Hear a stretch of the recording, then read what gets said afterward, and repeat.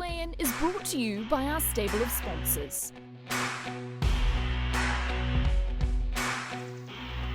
Hello and a very warm welcome to Weigh-In, your Monday night fix of all things racing review. And we enjoyed fantastic racing across the country, didn't we? Because we had wonderful action from Awapuni and, of course, stakes racing from Pukekohe as well. As you might have noticed, we've got a special guest in the studio with us this Monday night, and with Paul Wilcox last week. And great to have you on the show this week, Cameron, and can't wait to get into some of the nitty-gritty later on. Yeah, look, it's great to be here. I'm not sure whether it's good to be here with Michael with a voice or prefer to be here last week with him without a voice. But no, it's good. It's good. Fair to say that made the headlines last week at the sales. Every second person was what happened to your voice, and some people, we enjoyed the show a lot more without your voice. The bad news is it's back for this week. So I've got lots of questions for Cameron, who's now the interim chair, of course, of NZTR. But before we get into that, Emily, what about Saturday? Look, you know you've been to a serious race meeting where media sensation wins and in a twinkling wins, and everybody who leaves the race course is talking about one horse. How good was Levante? I know, she was fantastic. It was such competitive racing on Saturday, but I think one win that stood out in everybody's mind was her. Let's have a little look back at that fantastic win in the Counties Bowl. 500 metres to go, only in Jakarta, the leader from Julius the outside. Two away, Dawn Patrol, and then followed by Rocket Fuel. Further out then, Donna and Billy. Out wide, Summer Passage looks to run on. Levante's further away, down to the 200 metres, only in Jakarta. Now Summer Passage is coming after it. Look at Levante start to wind up out wide. Julius is still there. Levante swooping on them and coming through. It's Destiny's Child. Levante from last on the corner. Oh, she is a beauty. Levante won it second over Summer Passage. Photos for third between Julius and right with it also. It's Destiny's Child. She's All Mine was there. It's pretty fast, eh? It's one of the fastest horses I've ridden for a while. Holy moly. She was a little bit tardy out. Like, I knew I was going to be back, but I didn't anticipate being, quite that far back. But I don't know, I just peeled her out and she just found about 4 or 5 more gears and off she went. Unreal. Always good to get these sorts of things on your birthday, isn't it? Yeah, definitely on my birthday. But I'm just awesome for Ken and the team, and she's a pretty special mare. Horse like this, where do you think she could progress to? Oh, I'm not too sure. They'll just see how she comes through this run, find a nice race for her somewhere, and I don't know. I mean, she's going to be a pretty hard horse to beat when she gives him a head start like that and blitzes on pass. Yeah, great run. Great run second up. He's come from back in the field. He's let down really nice, and he's run strong through the line. He when it was just too good, it's a pretty serious horse by the look of it. So but he's gone great. Pretty happy with that run. She was caught wide. Found the 1100 maybe just a touch sharp, but it was a very good run going forward. Yeah, nice run. 16.5 kilos. Looked, he's unfit. Just the last bit, he just probably had a bit of a blow. It will improve sharply. Very good run, just a bit unlucky in the straight. We still have a bit more in the tank. Yeah, good effort from her today. She's gone huge, classy field. She'll be hard to beat next up. She did a little bit of work to get to the lead. Had a lot of horse underneath me around the corner, but maybe she just got a little bit tired. Fresh up run without a trial this time in. A bit of right error, got stuck away on the fence. Should have elected to come out at the top of the straight. Yeah, it wasn't bad. Just pulled quite hard. They took the pace out of it halfway across the top, and she got pulling, so I had to kind of pop off and had her opportunity. So it was it's a 50-50 run. Yeah, good fresh up run. He's probably pretty unlucky not to run a little bit closer, but we just knew as a run he'll keep. Average run. I thought she was going to really loom into it, but disappointing. I'm not sure what her future holds. Every time you watch Levante go, it just gets more and more impressive. She was so far off them, slow out, and just closes over the top of them with a fantastic effort. So you don't want to hear us talk about Levante. Going to hear from the man who trains her in Ken Kelso. And Ken, great to have you on the phone. And most importantly, how has she come through that run, and how is she as we sit here on Monday? Yeah, evening, Emily. She's come through it very well. She licked the bowl clean on Saturday night and seems bright as a button, so she's come through it well. I heard in your interview, you said in the media that she's the best you've had, and no doubt that performance on Saturday just confirmed that in your mind. Were you expecting that, or perhaps you had sort of lesser ambitions, but she's dazzled, hasn't she? Well, I didn't, she put up some amazing performances last year, and I sort of thought, in the back of my mind, that she could do something like that, but then I had to keep sort of saying, hang on, don't be silly, this is a railway field, and and as the day wore on with this pattern of racing, I thought, well, she's going to get back. So, in my wildest dreams, I probably didn't think that she'd win as easy as that, but I knew she had a hell of a lot. We knew she had a hell of a lot of ability, and some of the performances last year were sort of breathtaking. Ken, thanks for joining us tonight. It's Michael here. Just what do you and Bev do between now and a railway, which is still quite a fair way away, to keep her fit but not over the top for a 1200?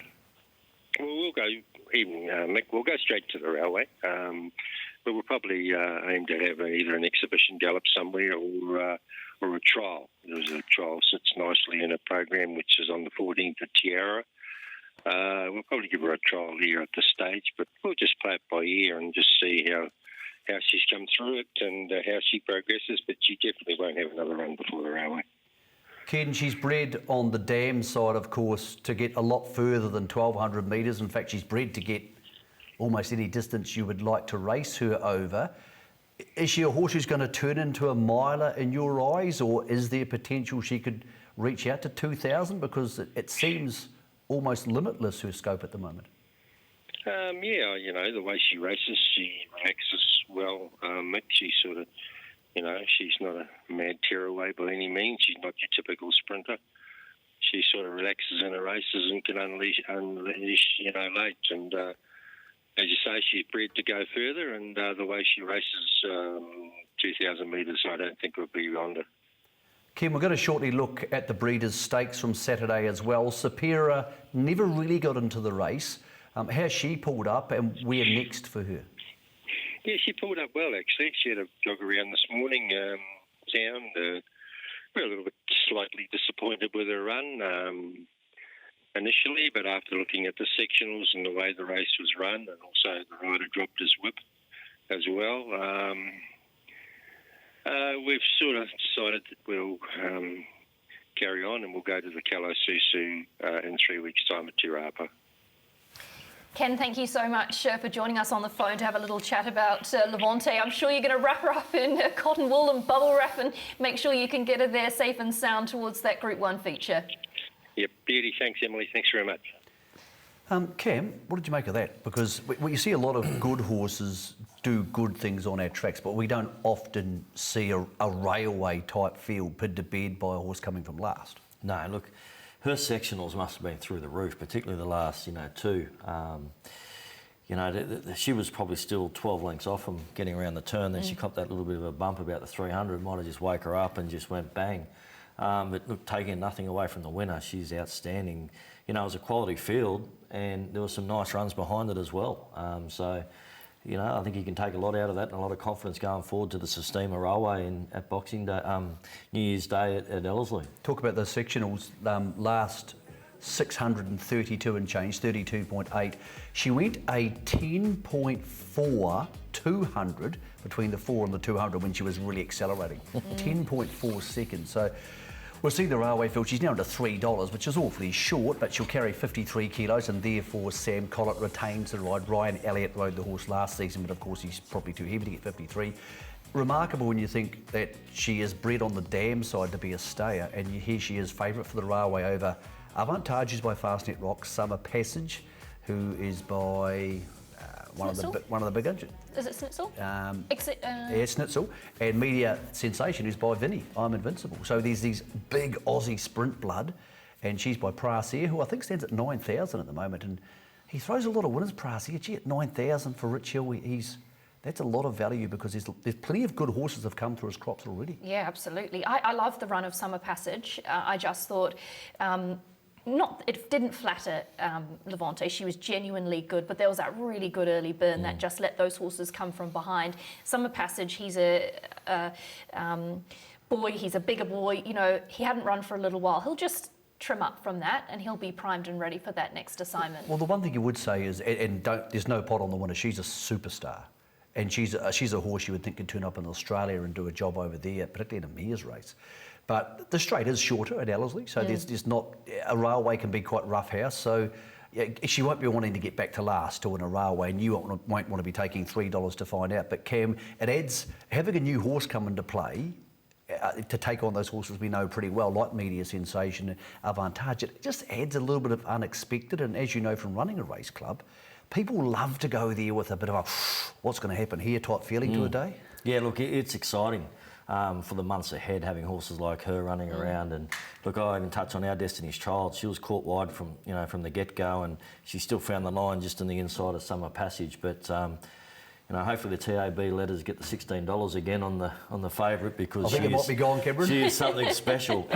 Wish we She found that could early. improve. I mean, that's a scary thought, isn't it? She could possibly improve from that, You would that think she run would. too. Yeah, exactly. Why wouldn't she? And the barrier draw will play a part in her pattern. Yeah. Like where if she draws to the fence, she's going to have to race probably a bit closer. If she draws on the outside, she's going to have to go back. So it's going to be interesting. It's now the buzz race of the summer. There's so many great races between now and the end of the summer. But it's the race where everybody's going to be talking about, and of course it leads into the Telegraph, so we get a 1-2 punch with our sprint races. But look, there was also plenty of other good horses there. Immediate Sensation's a genuine Group 1 horse who we saw win the other day, and beautiful ride by Opie to get her home. But she's going to turn up in the railway too. So there's again the mares are going to dominate. Avantage, they get that weight advantage, and gee, it's bloody hard to beat them. Yeah, it's going to be something to look forward to, isn't it, over the coming weeks. Special mention to Sam Collett as well. 2 stakes races on the Pro. She won the 2-year-old race, and she won, of course, that Counties Bowl. And it was her birthday as well, so a very happy birthday to you, Sam. 3 wins on the day at Pukekohe. Let's move you along to that race that Michael was talking about. Media Sensation, taking out the Dunstan Feeds Auckland Thoroughbred Breeders Weight for Age. From Supreme Heights, the first to challenge, then Show of Roses. Wider out then as they come down, Jennifer Eccles, and behind these, P Arena. It's Media Sensation still in front at the 250. Leads a half length from Supreme Heights. Jennifer Eccles out deeper. And behind these, P Arena. Superior still a long way off them. At the 100, it's now still on the inside. Media Sensation, Supreme Heights, and Show of Roses trying to blouse them out. But Media Sensation holding on. Media Sensation won it. Second over, Show of Roses from then. Supreme Heights photos for 4th between P Arena.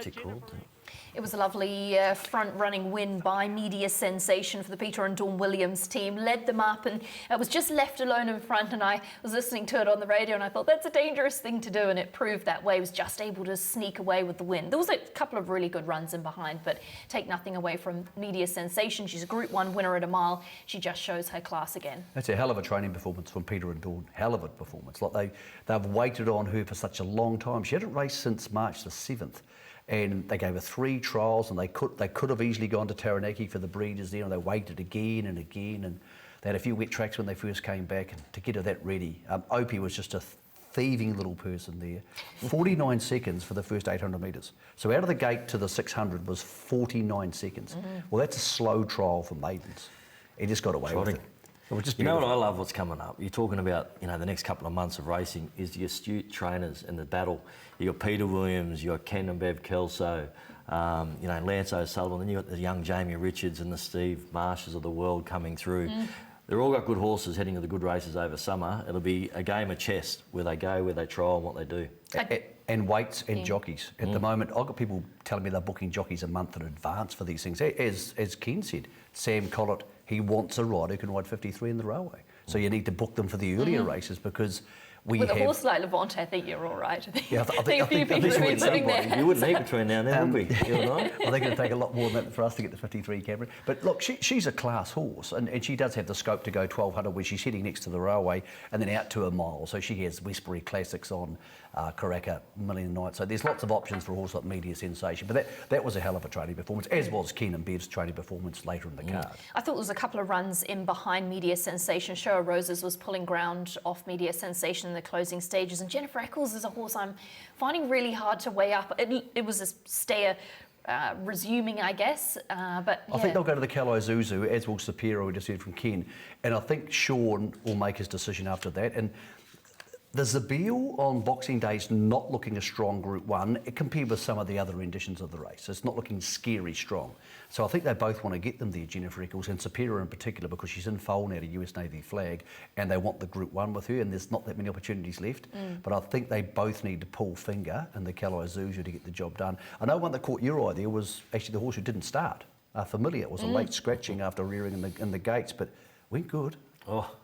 It's a nice little barrier trial, really, isn't it? Because there was a late scratching due to the gates and the incident that happened there. But you know, put the spotlight on it next start. I'm sure it'll benefit from what its gallop was the other day. You're talking about trainers having decent teams. They're bringing back Lance Noble's teams, just starting to percolate nicely behind the scenes. And it always does at this Christmas time of year. You see those winners starting to mount up, don't you? You've had those big races. Wanted to have a little touch on the Jockeys Premiership as well. It's pretty clear cut at this stage, with Danielle Johnson well ahead with the 68 wins. Next best, 27, Craig Grills. She's got such a stranglehold on this Premiership and setting herself up for a fantastic season. She's going to be so hard to catch already with what she's done. And Sam was the big mover over the weekend. Of course, Sam having 3 on her birthday, as you mentioned, up to 24. That's 4th on the Premiership. What a performance, though, by Hazel Schofer. I know. She's on 25 wins. She's only had 139 rides. Okay, the stakes haven't been enormous because she's been riding predominantly in the CD, but she's one of the riders of the season, absolutely no doubt. So she probably won't be able to hold that sort of position, but it's a hell of an effort for her.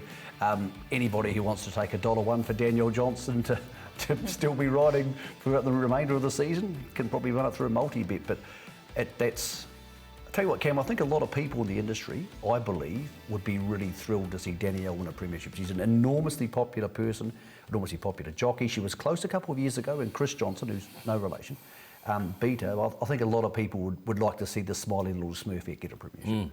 She deserves it, you know. She works hard and she goes after it, which is fantastic. And you know, I'd love to see a Trans-Tasman challenge put up between her and Jamie Carr. Yeah, wouldn't that be they're great? Both yeah. flying, you know. It'd be interesting to see What's how they go over the next month. What's that one in December at Ellerslie? The jockeys won't World happen Cup. this year, The World Cup, unfortunately. Yeah, but that would have been great, wouldn't it? Well, Danielle's been to the World Female Jockeys Championship in Sweden before. So, look, she's achieved an enormous array of things in her career, but I think a premiership would seal things pretty nicely. You think she would have had a good time there? She's pretty outgoing. I think she would have been fine, yeah. She would have fitted in. She would have looked like a local. Yeah, she would have had fun. Let's get you along to the Counties Cup next, and it was a staying race, and there was a wonderful stayer in it that was able to sneak in and get a win. Just May says, come and get me if you can. Leads by 3. In a twinkling, looking to hunt it down. 3 lengths away, Poles Heath. Then Living on a Prayer, Blue Breeze, Grand Bouquet. Ocean Billy to the outside. Savillon Blanc starting to warm up. Further back, Paisley Park at the 200. In a twinkling, going to back-to-back races. In this race here has the lead now from running on strongly, Savillon Blanc, and then Just Amaze in a twinkling, and Opie Bosson though in a twinkling goes back to back in the Counties Cup. Second over Savillon Blanc, Stable Quinella, Grand Bouquet third. He's a little bit of an enigma in a twinkling, but if you can catch him, he's a fantastic stare. He just has a great relationship with Pukekohe, doesn't he? It was like, not a carbon copy of last year, because obviously he led, but once he is applying himself, he's really hard to beat in these staying races. I spoke to Jamie about him a few times in the past, and I think he needs to be up on the speed. I think he can lose his concentration back in the field. That was, again, a beautiful ride by Opie, because he kept his position and he worked to keep his position, then let Just Amaze go. So he had a target all the way down the straight. Now, the natural target for him would seem to be the Waikato Cup at Te Rapa on December the 12th, but he's not going there because last year he ran off in the race and made just a dick of himself. And he's going to go to the Zabeel. So he's going to head to the Zabeel more than likely with Prix de Feu on Boxing Day. So they'll step him up to weight for age. He got 4 points for that, so he's on 95 points. So he's getting high enough in the weights now that, you know, it's going to be hard to win another handicap unless there's a really highly weighted horse there. And we actually don't have that many of them floating around. So yeah, weight for age for him next time. But and right-handed tracks, I think, Te Rapa. suit. Yeah. Which I was reading earlier, Jamie saying that he was going to keep him right-handed, and he thought that was where he was most comfortable. Well, also a lot of our weight for age races at Ellerslie over 2,000, Cam, as you know, as the guy used to be the boss there, a lot of them are no gallop. They have a lot of sedate 2,000 metre races, and he's a horse who can race on the speed. So there's no reason he couldn't win a weight for age there. No, you're right. You know, the Tangerine just strikes again. They're sharp thinkers, they plan well, and that's another example of that. And, you know, the horse is part owned by a great friend of ours at Ellerslie and Sandy Moore, so it's great to see Sandy enjoy the win as well, so good on him. Just talking about updates from Jamie, not much has changed. Avantage into the railway. Melody Bell into the Thorndon, and mentioned earlier pre-defer heads to the Captain Cook for them next week, which is shaping as actually a pretty strong Group 1. Just a special mention as well to Curramore. They've had a great run with horses they've sold. Amy's Jewel, Karma Lass, In a Twinkling, all purchased out of their drafts. Of course, In a Twinkling for $250,000, but well done to them because their horses are delivering on the track. And they had a $450,000 almost last lot of the day at the Ready to Run for Gordon and the team there too. So they've had a big couple of weeks. Runs in behind the winner. I thought Sauvignon Blanc was fabulous. She just got too far back. She's going to be one to follow. And even Grand Bouquet as well, another who just got back and sort of got there too late. In a Twinkling had already made his dash. Well, Sauvignon Blanc's in a place in the weights where she can go to a Waikato Cup and go to a City of Auckland Cup, and she with the market for the City of Auckland Cup. She can win those races because she's not heavily weighted yet, and you're taking the winner out of that equation. So she's $8 there. Concert Hall, I spoke to Roger James during the week, and we might have a feature on him next week actually, hopefully. He's still thinking she's probably still a miler, so she heads to the Captain Cook. So I wouldn't be jumping into $12 for her, and if In a Twinkling's going to the Zabeel, he may not turn up in the City of Auckland Cup. So just be a little bit careful with this market. But when you take those other two potentially out of that market, then Sauvignon Blanc at $8 is probably a pretty fair play. And we do have something else up our sleeves as well. We've got a few beaten jockeys for you in the Counties Cup. Of course, starting with winning jockey in Opie Bosson. He got into a good spot today and done everything nearly right. So he's still hanging in a bit up the straight, but he can keep up a good strong gallop if there's a good speed on. Must be quite a horse. Go back to back. He is. You just got to pick him on his day, and you never know what you're going to get. She went so well. She's going to keep getting better and better. I just got quite a fair way back, and it was dominated by on pace. Yeah, super run. Probably just got a back or two spots further than I wanted to, but she's come through them good and got a good run. She's hit the line good, so she's going to be a good Cups horse in time. Run really good. Just get his manners out of the gates is woeful. He was really slow, and then just slowly worked there. When he got there, he was really good. He gave me a good kick, and it was a solid effort. She went super. Halfway up, she's going to run third, but just run out of puff the last bit. But a great run. A bit disappointing and a lovely run. Started to track along, probably from the 600, but just didn't finish it off. I didn't really get into a favourable position. We would have liked to have been about 3 or 4 lengths further forward than that. And he sort of start-stop where he was in the running, and he made up ground good in the straight. Look, just needs more off track than what it was today. He'll be competitive in a wetter track. Just top weight. He probably, he ran like he had 60 kilos and the rest had 53. So the beaten jockeys there from the Counties Cup. And now we move on to one of the feel-good stories on the programme at Counties on Saturday. And it was around the 2-year-old race number 3 on the card. And it was a first stakes win for trainer Glenn Harvey. King of Reds between the two. Wider out then we've got Miss Ipanema. And behind these then was Bricks, followed further back in the field as they head down the straight by Lady Pristina running on. Magneto from back in the field. Cool Change along the inside. Baldara with a kick of the 150. Quattro Quintas coming after them. Cool Change is a big chance if it gets the gap along the inside. It does so. And coming after them now, Bricks on the outside. Bricks is stormed to the lead, going to the post, and Bricks will win it. Second over, Quattro Quinta in a photo with Cool Change, and right there.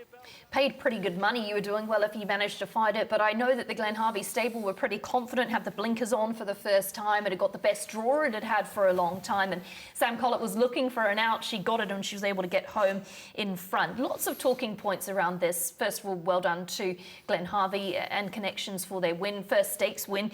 Sway Ness, who stands at Navarra Park, of course, he was New Zealand's leading first season sire, and he gets another nice one. And now Glen's got 2 horses in a crack a million, Miss Impanina and Bricks as well. It must be a pretty exciting time for him. I'm not sure they're his best 2-year-olds. He told me the other day he's got one by Vancouver he really likes, so it's been trialling up, and it'll be turning up at the races at some stage as well. Amazing for people to think, well, who's Glen Harvey? I don't really know that name from anywhere. Well, he obviously last week also, he is the son of Bruce Harvey, and he took mum and dad's horse to the Ready to Runs. They bought for $5,000 off Gavel House, and they sold it for $230.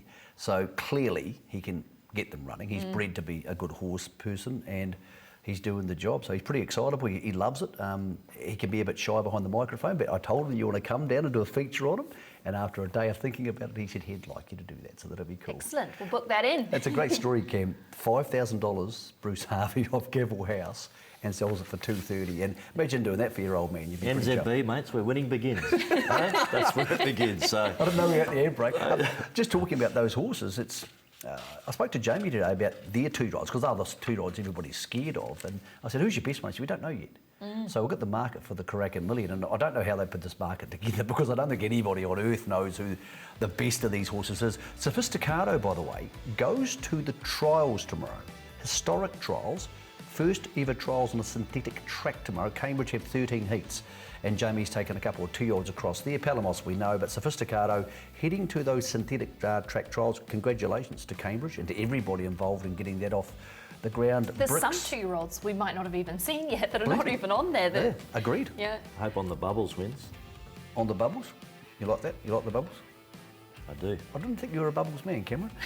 Bricks is into $10. Look, she was very good there. She had to pull across the back of them a couple of times, so she had to move out 2 times, Sam, to get them across. So, but you're right, there's a whole bunch of horses on that second page I've never seen. So, and I don't think lots of other people have seen them. So, JB said, look, we're not set yet on who Opie's going to be riding, who's going to be their top dog probably for the Karaka Million. Well, if I cast my mind back to Melody Bell, Yeah. I was doing my form the night before and I said, Melody Bell, what am I going to say? What shall I write in my notes?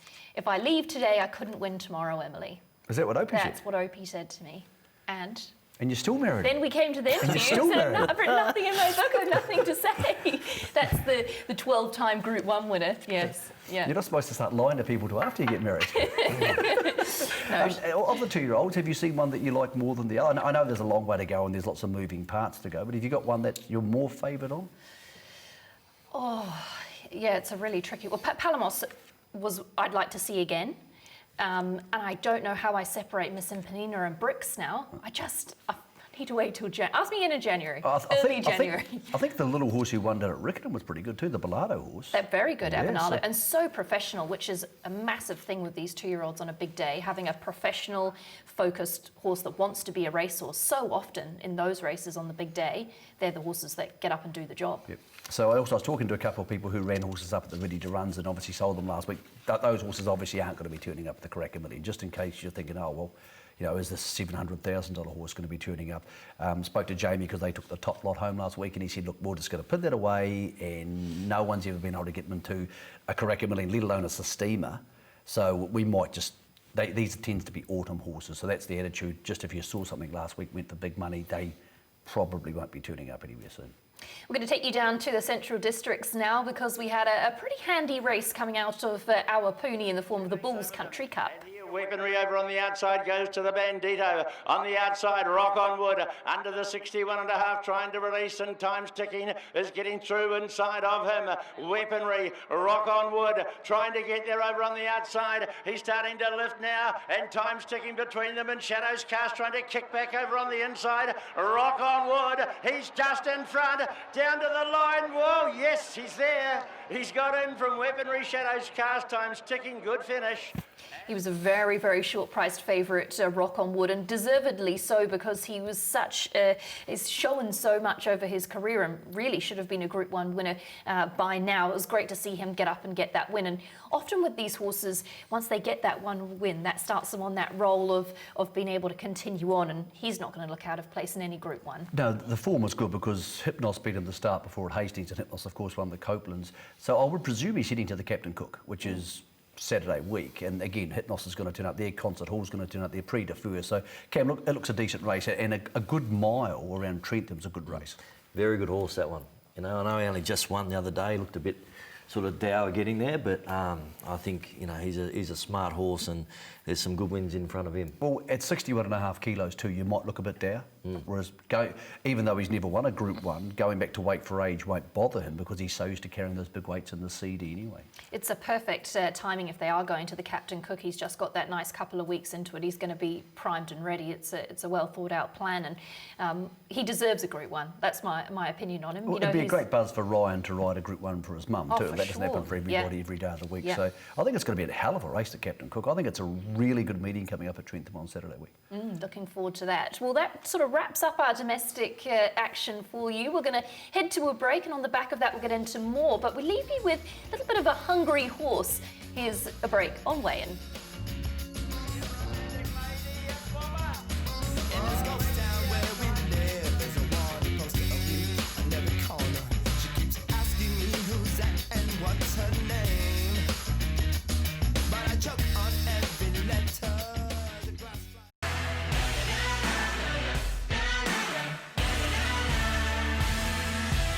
Today's Weigh-In is brought to you by our stable of sponsors.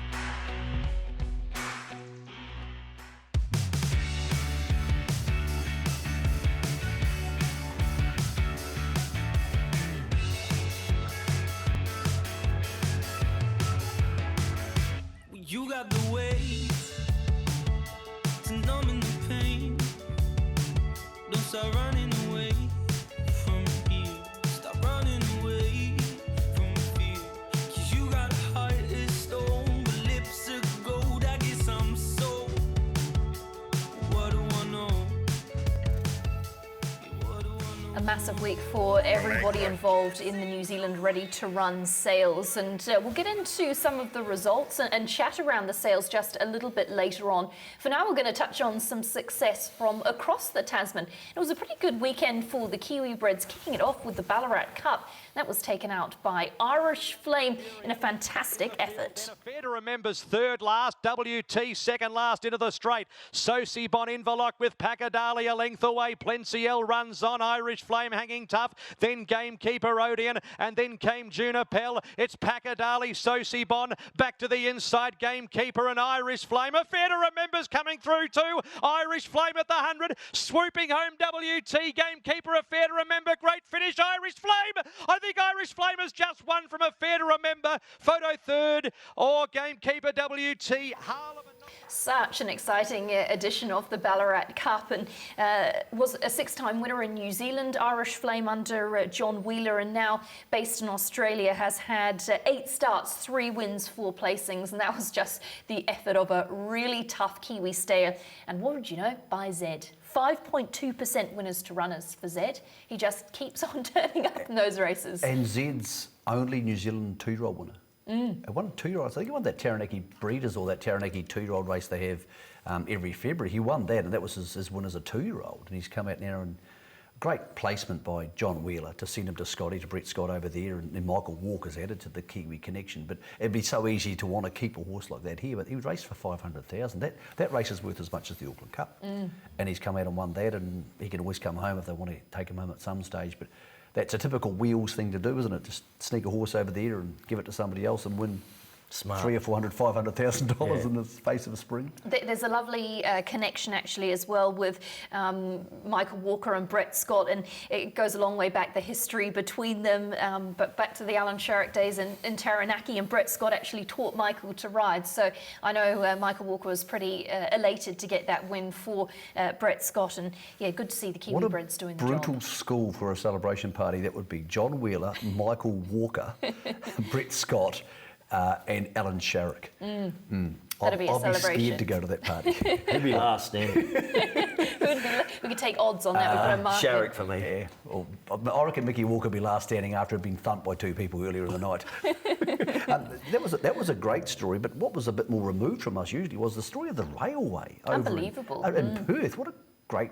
I must admit, you don't sort of think of Bob Peters coming to Karaka and buying horses. I know he does, but you don't think about it very often. And then here's the horse in the Bob Peters colours, the famous Arcadia Queen colours, the sort of pinkish whitish colours in behind for Pikey, and inspirational gal by a reliable man, and she wins WA's biggest race.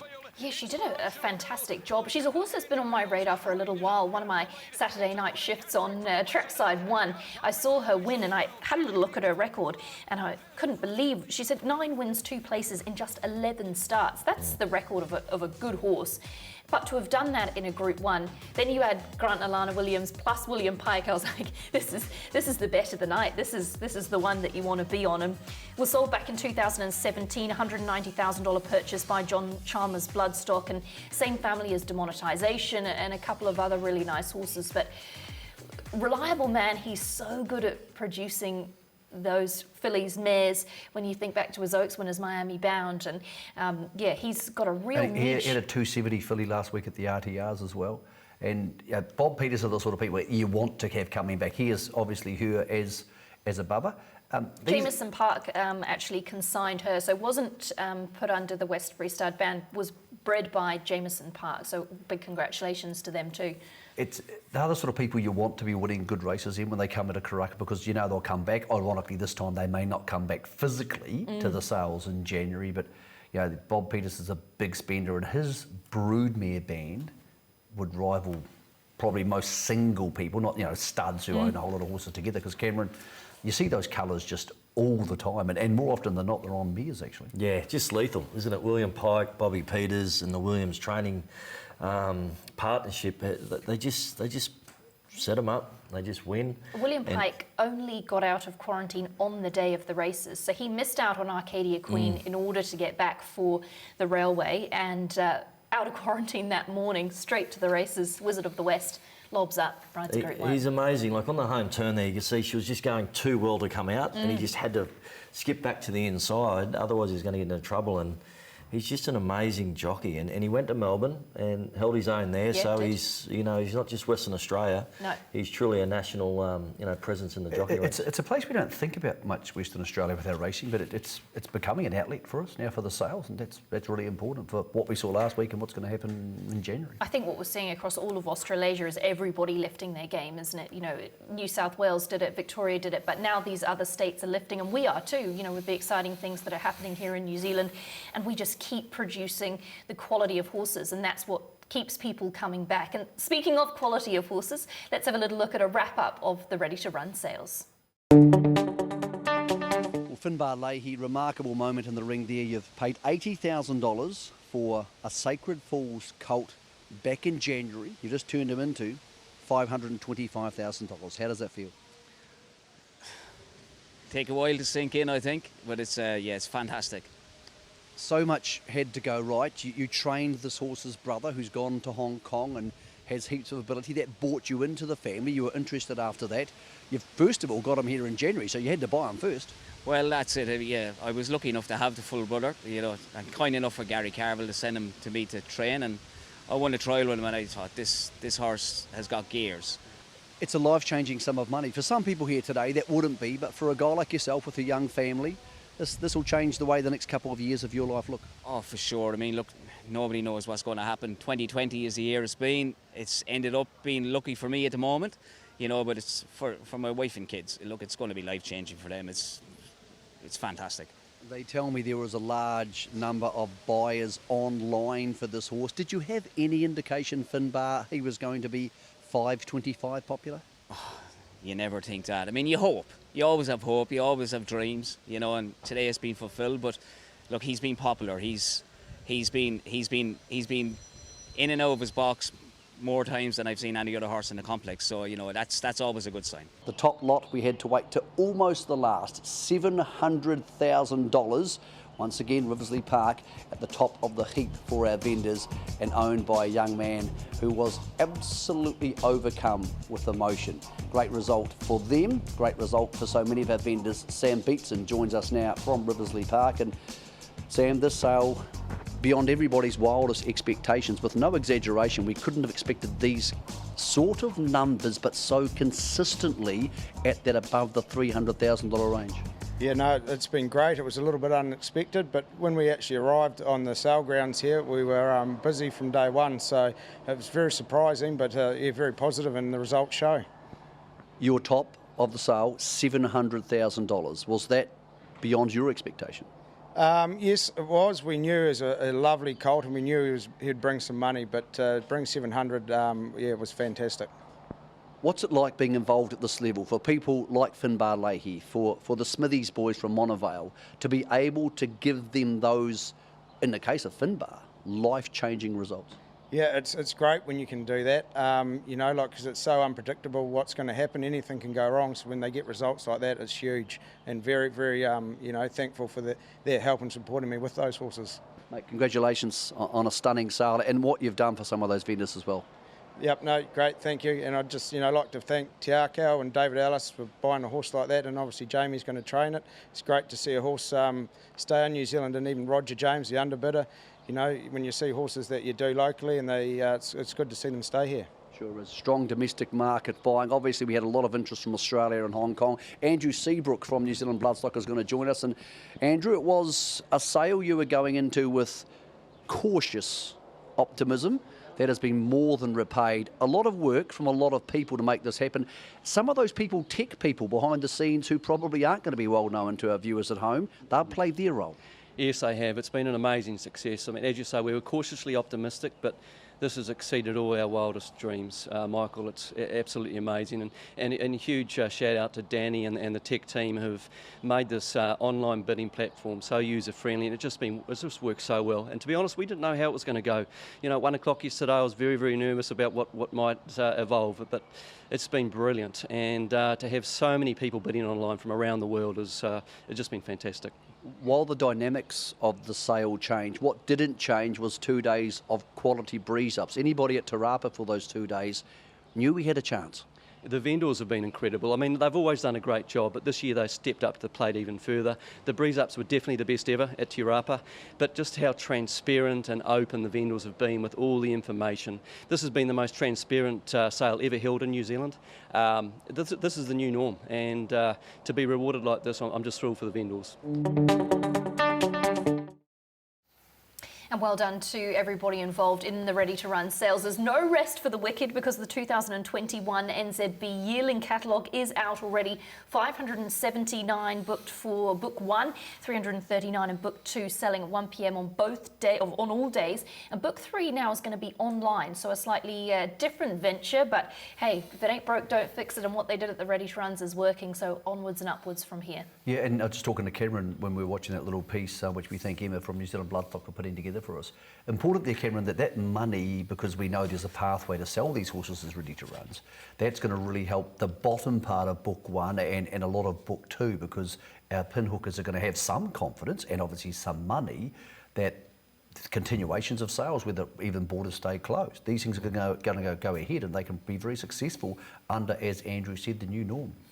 Yeah, absolutely. Look, I think it sets a tone for the sale in Jan, which is really exciting for everyone, the vendors, a lot. But I think, New Zealand Bloodstock, Andrew Seabrook deserves a big pat in the back, because we've all been dealt with, this COVID-19.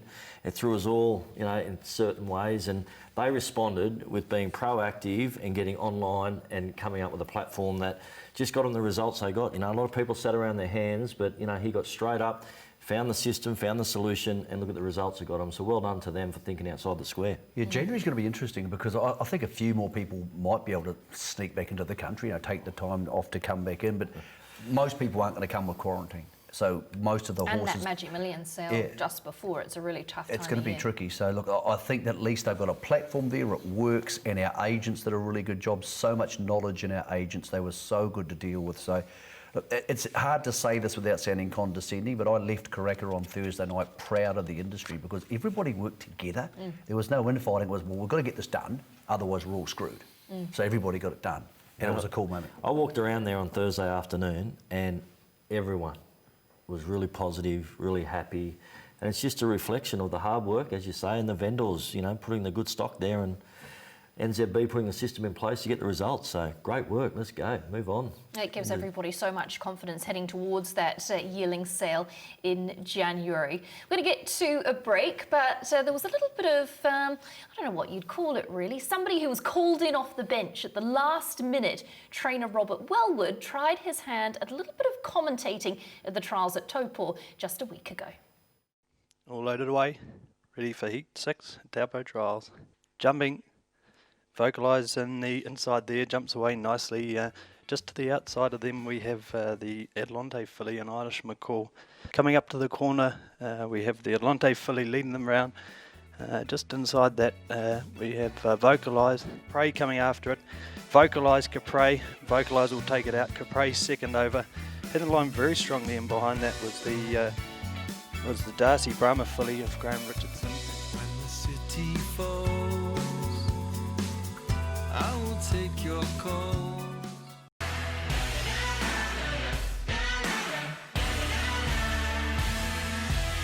Today's weigh-in is brought to you by our stable of sponsors.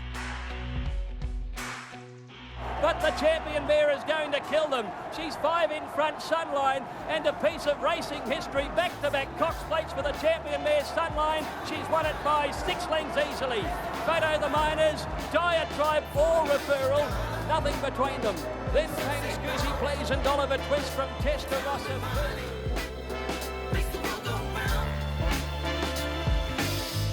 It's funny when you walk down the same street. Well, if you're wondering why Sunline's got a run on the show this week, it's just a little nod to Cameron George. Your favourite horse, Cameron? Favourite win? Favourite memory That of one, that? I was there. Probably 10 Carlton drafts down the, down the way. But yeah, I was there that day, and she was just a tremendous mare. And also been in Australia, and Trevor McKee bringing her over, and Stephen. And I have at home the day she broke the $10 million barrier. It was the first horse in Australia to do so. Just beat Shogun Lodge in a photo finish. So being the steward, I rang the judge and got him to get the official print. And I got Trevor and Greg to sign it for me before I left the races, and yeah, still have it now. Wonderful. Was it partly your request that saw her buried at Ellerslie in the Rose Gardens there? Because you would have been the boss then, I think. No, but it was, it was obviously working at Ellerslie. It was, in sad circumstances, but a privilege that Ellerslie was the place they chose. So that was, left up to the connections, and she holds a very dear place there as well as Bone Crusher. So tell us a little bit about life now. You've got a new appointment, interim chair. What does that mean? Why interim? Yeah, well, look, I probably don't have the desire as other people on the board may well do to be the long-term chairman. So look, in the best interests of giving everyone a fair go, our new board has 4 new board members and 3 existing, me included. And I felt that was the best option to move forward, to allow the 4 new guys to get their head around what the industry is about and the role and the board makeup. And then, as a board, we can then elect a chairman for the longer term in about March next year, once we get past the busy period. And look, it to me was the most sensible solution forward to getting the best outcome we possibly could for the industry, which is absolutely crucial. So, some radical change at that board level, and we thank everybody who's been on the board. I know there's lots of things going on already. Bernard and his team are implementing changes and things are moving ahead. What are 2 or 3 key things you believe NZTR need to accomplish soon? Look, I think we just need to be proactive. We need to be strong in our leadership, and we need to develop and maintain very healthy relationships across all sectors of the industry, and that comes with good communication, good engagement and good planning and direction. If we look at the TAB New Zealand, we have to have a very strong, open, honest and transparent relationship with them. And how is that relationship? Look, from my perspective, I have a fantastic relationship with Dean McKenzie and his board. They're very capable. I entrust them with all the decision-making processes they need to make. The one thing that I'm very clear on, I know their role and I know our role. Their role is to generate as much revenue through wagering as possible, which in turn then presents us, an income back to our code. Our role is to then spend that money in the best possible way to grow our industry, enhance the participation both on and off the racecourse, and keep its reputation up there where we attract people both domestically and internationally. So let's not confuse the lines. Let's keep it simple, and let's keep the relationship very strong. And that's something I want to work on. Okay, if they're making all this money and giving it to you guys to run the galloping code, what are you going to do with it? A couple of things. I'll make some specific points for the people at home here. Track closures and the rationalisation of tracks. If there's a club there watching this now and the people think our track is going to be closed, do they still have a pathway to discuss with you not closing that track? Or do we simply need to close some tracks and that's going to upset some people and that's why it's going to be? Well, there's 2 parts to that answer from my perspective. One is there's always an opportunity for any decision or any process or any policy that the NZTR governing body put in place to review. So we do that with consultation and we do that with a very sensible mindset. The principles that we apply and should apply in every case when we put something into the industry, whether it be new rules, policies or otherwise, is it's an industry first policy. It's an industry first principle in everything we decide. So on that basis, when you look at our future, what is best for our future is not necessarily what we had in place in our history. We respect our history, but every sport in the world is addressing their future right now. My question to the industry is, what did we learn by COVID-19? everyone's rushing back to getting back to normal as soon as we can. But surely there are things we learnt, and I challenged that to the board the other day, and Bernard and the likes, and they're responding accordingly. They're having a look at what actually did we learn. Our turnover's through the roof. Does that mean that we actually had our pattern right this year with a break in the middle of the season? So they're questions we need to answer before rushing back to normality. But the most important thing is, whatever we decide in the future, it's industry first principle. And if that's around tracks and other decisions we need to make, that's what it'll be based on. You mentioned NZTR not getting into the same lane with TAB New Zealand, but there was a very, very stern mandate from NZTR. They wanted the key tenet of what TAB New Zealand does, which is the gaming licence outsourced or joint ventured. The language softened from we want this outsourced to we want it joint ventured. As the new chair, interim, of NZTR, what is your attitude to the outsourcing or joint venturing of the TAB's racing licence? Well, I don't know the answer to that because I don't know the deal that's on the table.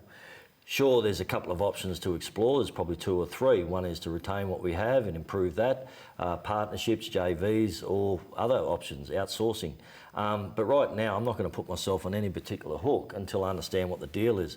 What I do know is I trust the people at TAB New Zealand on that board there to assess and properly assess in the best interests of our industries, short, mid and long term, to make the right call. My job is to work closely alongside them in a very open and transparent relationship and work through it with them and encourage them to make the best call for our industry. So I don't know the answer because I don't know the deal. When I know the deal and the devil in the detail, that's when I'll come back and put myself on whatever hook I need to. Emily, I know a big question for your family is the whip rule, the whip consultation. Really interesting to see NZTR has gone out.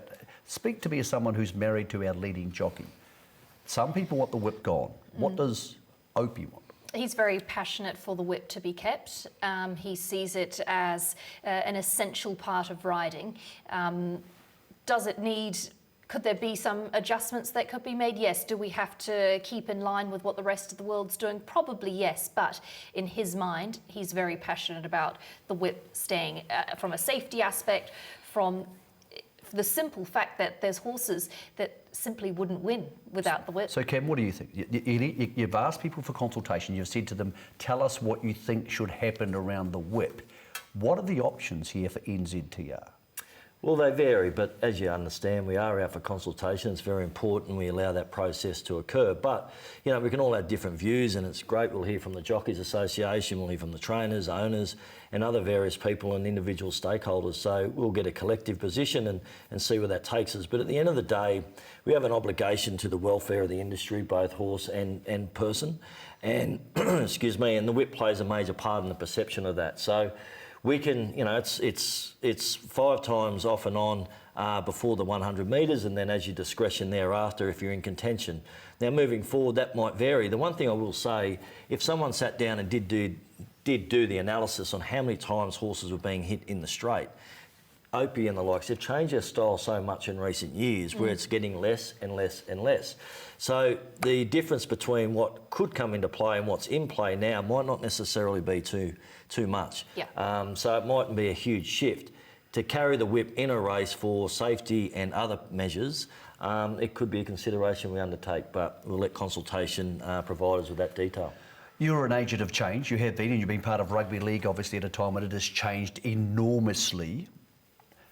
There's some things people don't want to change, and even if it makes financial sense to change them, Cameron, I'm not sure it's the right thing to change them. One is the holiday racing and getting people to go to racetracks near their home they feel they love, and to be able to bet in cash and get cash back and spend it on hot dogs and beer. That's what people want to do, the people I know want to do when they go to the races at Greymouth or Omakau or Ruakaka.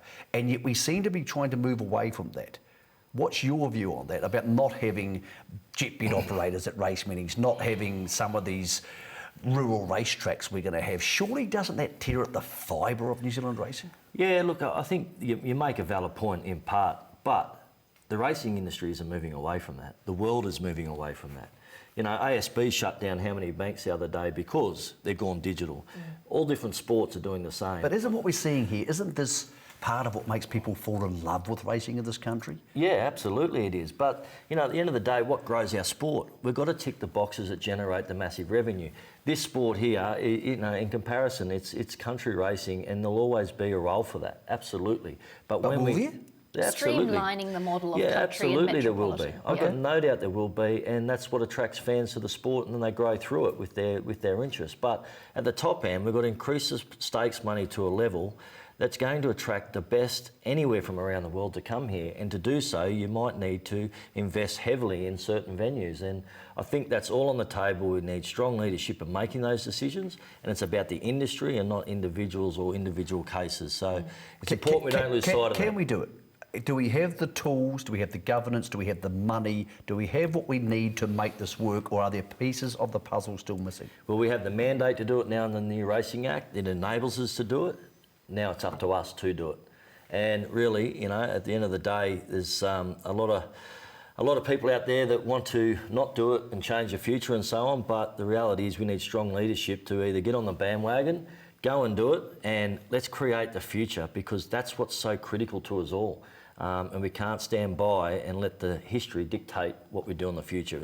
It's changing, the world's changing, and 2020 saw the biggest change. So let's learn from it and get it right. Well, that's a great point to call it a day. We could talk about it for more than just 10 or 15 minutes. It's been great to have your company on Weigh In. We'll be back same time next week.